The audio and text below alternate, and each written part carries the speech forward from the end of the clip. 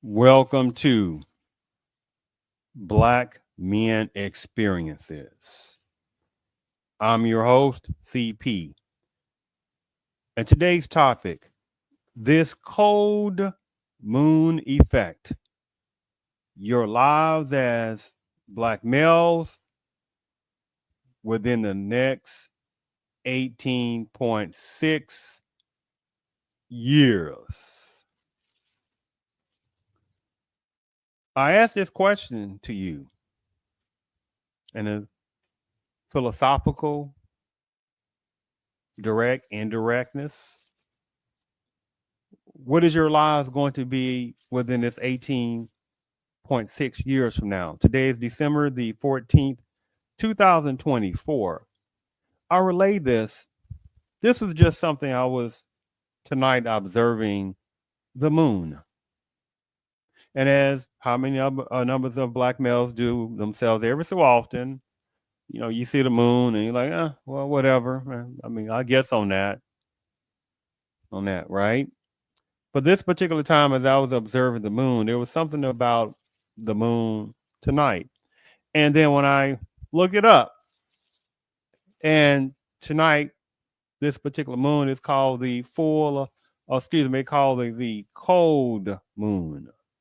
Because in general, this is supposed to be around the coldest time of this time frame, which represents the winter solstice, which is in general supposed to be one of the longest nights. So that's why they call it the cold moon. At the same time, not just that, the truly symbolically, philosophically, what I said, that question, what are you as Black males? What is your life going to be within the next 18.6 years? I make this point because also this particular moon is also called a lunar standout or standstill, because every 18.6 years, not just this particular full cold moon, right? But at the same time, it is the most northern apex as far as at the top of the sky. It is about as most northern the cold moon will go. And it's a very philosophical.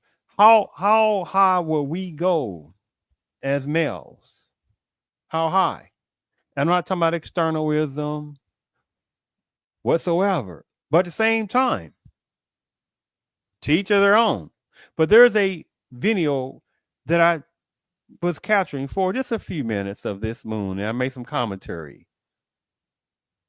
So ask this question as I'm about to play. Your lives as Black males within the next 18.6 years. What is that going to look like? So let me go ahead and play this particular video. This is called a cold moon.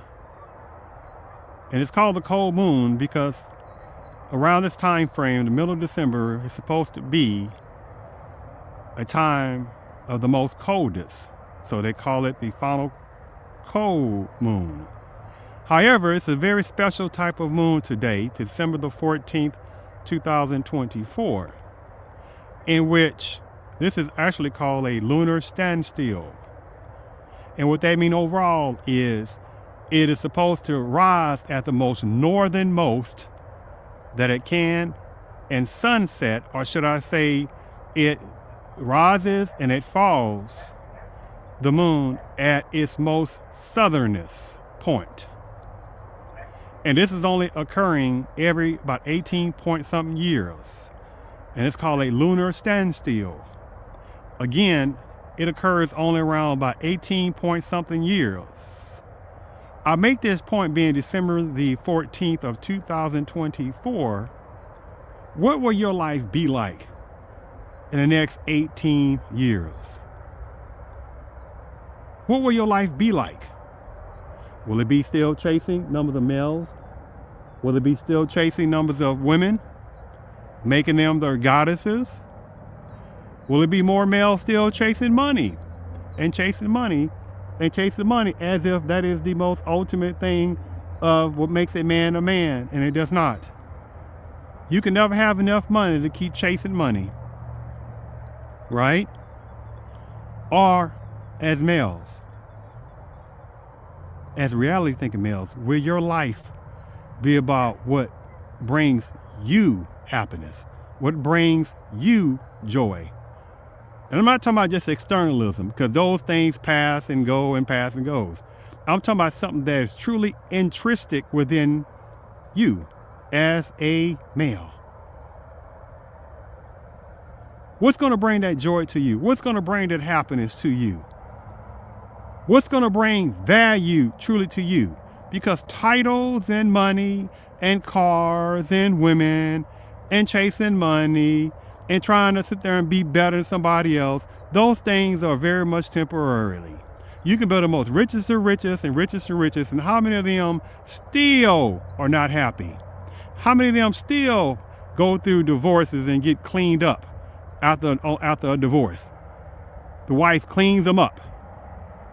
And some foolish person will be like, well, that guy over there, I mean, he's a billionaire, and he still go somewhere with that. We're not talking about some outlier.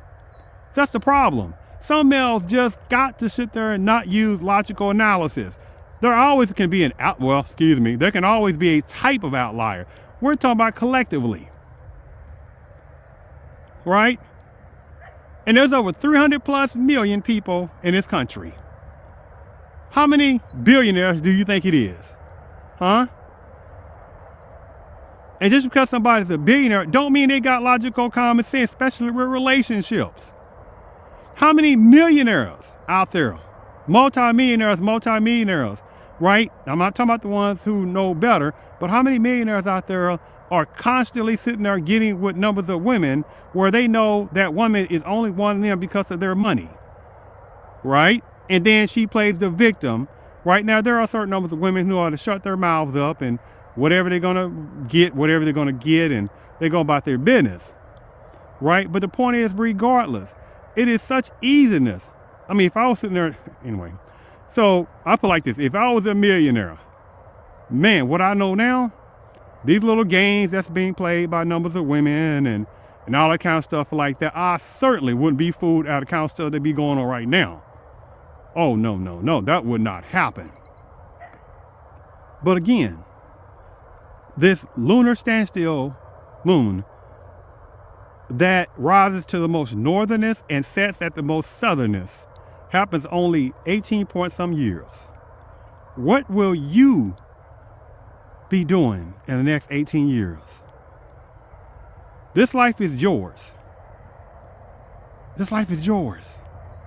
And either you can waste it on chasing money, chasing women, chasing external things to end up getting older and older and looking back and saying, was it really worth it? This is your life. Live it.